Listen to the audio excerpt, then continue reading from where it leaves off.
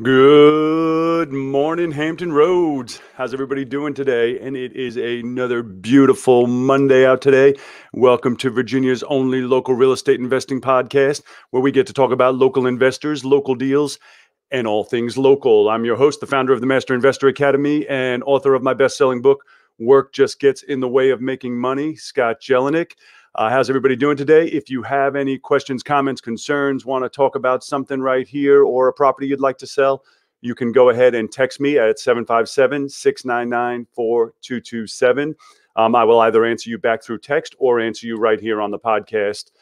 Depends on the topic if I think it's something everybody will benefit from. So that being said, I also wanted to remind you one last time, we have one ticket left for our event, which is this upcoming weekend, Saturday and Sunday. It's going to be all day Saturday, all day Sunday, right here in Virginia Beach. If you would like information or to get registered, go ahead and text me at 757-699-4227. If you are new in the business or if you're already experienced and want to take it to the next level, this will be a game changer for you. We go over the 5 pillars of real estate investing. That's marketing, wholesale, rehabs, rentals, raising private money, as well as we are going to spend a lot of time on SlowFlips because, as you guys know, they are my favorite part of the business.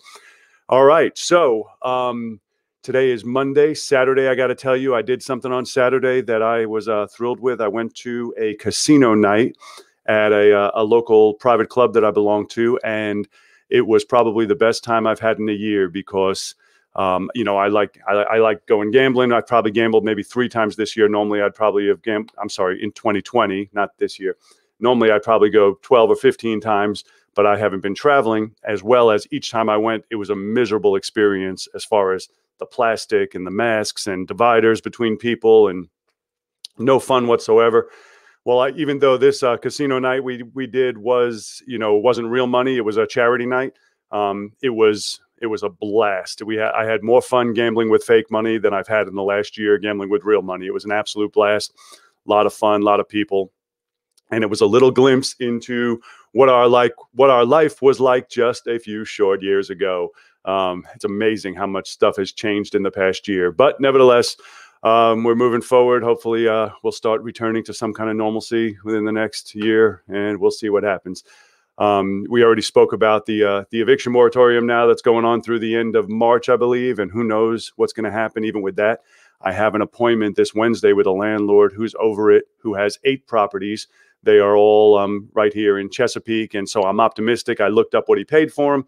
They look like they're all workable deals. However, I don't know how much money he put into them. And I also don't know what his expectations are. We're going to find out when we meet this week. But I'm very optimistic on that. So what I wanted to talk to you guys about today is I got a text from one of my coaching partners.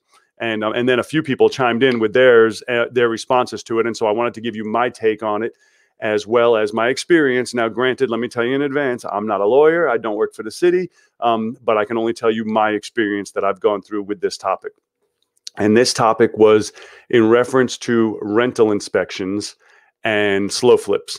And so this person texted me, or actually he put it in our private Facebook group, our coaching Facebook group. And he said, has anyone else had this situation? I got contacted by the city and they're telling me I have to do a rental inspection.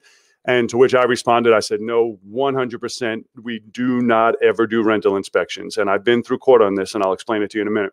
So for those of you who don't know, a rental inspection is in certain areas, not every area, but certain areas, I forgot what they call them, but they're the lower end of areas that they want to make sure get maintained to a certain level. They require rental inspections for the houses. And then the city inspector will come through, codes and compliance, I guess they are, will come through and they'll check things like smoke detectors, make sure your window's open, and they check a bunch of different things, and you have to pay them $50 or whatever the fee may be. And then they give you an inspection. And if anything doesn't pass, then they tell you, oh, you have to do this, and they'll force you to do it. So before we get into what I do now, I'm going to tell you my only experience with rental inspections. I've had one in my entire life. And I've been buying houses since 1994, mind you. So I have had one rental inspection in my entire life, and it aggravated the hell out of me because certain things, this was a nice house too. It was a nice house. And I remember, there was a whole bunch of stuff they made me do. But one thing that always stuck out in my head was the lock on the back door had one of those that has a key on the inside and on the outside. and they forced me to change that lock. And they said it's a safety hazard to have a key lock on the inside of the house. And I get that. It made sense to me. Okay, yeah, if you don't have the key, if there's a fire, you can't get out the door.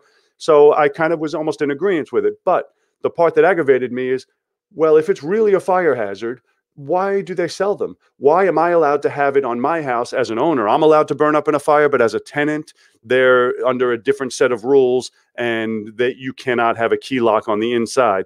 But yet on my house, if I'm the owner, I'm allowed to do whatever I want in my house. And so it always stuck me as really interesting that there was almost two sets of rules, almost like they couldn't take care or think for themselves. I don't even know, I don't know or understand, but that was my last one I ever did. Then I got into lease options, and with lease options, you are still required to do rental inspections if in fact they ask, because a lease option, as you know, is a lease with an option to purchase. You are in effect the landlord. You are the landlord, regardless of what your paperwork says. You are the landlord with a lease option. With a land contract, though, it's different. And this is where I went to court and I learned a lot of stuff from the judge. And the words that he used, which I remember always, and I always use it to convey and to decide what I'm responsible and not responsible for, is he explained to me the benefits and burdens. These were his words. The benefits and burdens must convey together. And so with that said, for the city to say, I need a rental inspection. Now let me tell you, I'm getting off topic again.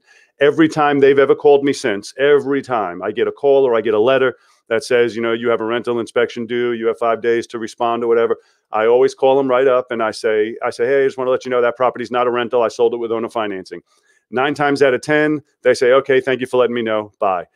1 out of every 10, they're like, would you mind writing it on that paper and sending it back? Thank you for letting me know. Bye. And that's it. I have never gone any further with it. If in fact you do, if you let them in and now you open up that can of worms, you're going to be responsible to get whatever needs fixed, or you can have your tenant buyer do it. But going back to what I was saying about benefits and burdens, the way the judge explained it to me, and he always says, I'm not giving legal advice. Every judge will tell you that they're not giving legal advice, but his words were, the benefits and burdens must convey together. So if I was to do a rental inspection, it changes that then. If I was to allow them to come in, now I'm getting the burden and the buyer is getting the benefit. They have to convey together. And I've explained that. And I've had one time I ended up in court over it, and the judge was great because we're not responsible for, they have a contract for deed. They have an equitable interest in the property. And again, this was one judge in one city, so I can't say every judge would say the same thing. And again, I'm not a lawyer and I don't work for the city, but I'm telling you my experience over, I've been doing this for a long time, and I have 115 properties now. So I get these letters almost every year, every other year. And the same exact thing happens every time. I say, oh, no, it's not a rental. I've owned to finance the property. They say, thank you and have a nice day. If you go any further with them, if they have any in, they're going to take it. If anything other than, no, it's not a rental, anything other than that, they're going to move in. You don't need to explain to them your contract. You don't need to explain to them anything. Just let them know, no, sir, this is not a rental. I've sold it with owner financing. Thank you very much. Have a nice day. And that's it. It ends it.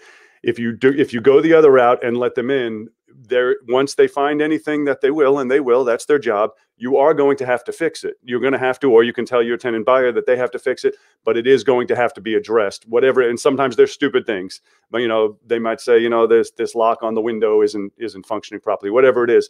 But once they're in and do their inspection, you are going to have to address it because it won't go away without it. It's easier to make them go away without the inspection. That being said, I want to stress one last time, I don't work for the city. I'm not an attorney and I'm not a judge, but I tell you from my experience, over 100 properties, been doing it since 1994. I've had one rental inspection, and I get the letters every year, and every single year I give them the same answer. One time it went further. They weren't listening to me, and this probably is 10 years ago. And I've never had an issue ever since, because I know now the benefits and burdens must convey together. That's what keeps it all legal. You can't keep the benefits and give them the burdens, or vice versa. So benefits and burdens, I always remember that. That was the judge's words, must convey together. That's all I got for you guys today. I know some of you guys might be going through this right now, and so I want you to know, don't just think because you got a letter, all of a sudden it means you have to cower down and cave and do whatever the nice man tells you to do. You have your rights. You have rights as well. You sold the property with owner financing. So if in fact this is a situation you're going through, then take care of it accordingly. If you open up the door and let them in, then be prepared. You're going to have to you're going to have to take care of whatever it is they tell you has to be taken care of. That's all I got for you guys today. It's a beautiful sunny Monday, although it is cold. One last time, I still have one ticket left. If anybody wants to come to our 2-day workshop that we are having on next Saturday and Sunday, the 30th and 31st, I still have a spot left. Go ahead and text me at 757-699-4227. I will send you the information to get yourself registered. It's going to be an absolutely awesome event. Other than that, you have an absolutely fantastic day. Do something today your future self's going to thank you for, and I look forward to seeing you on the next video. Have a great day.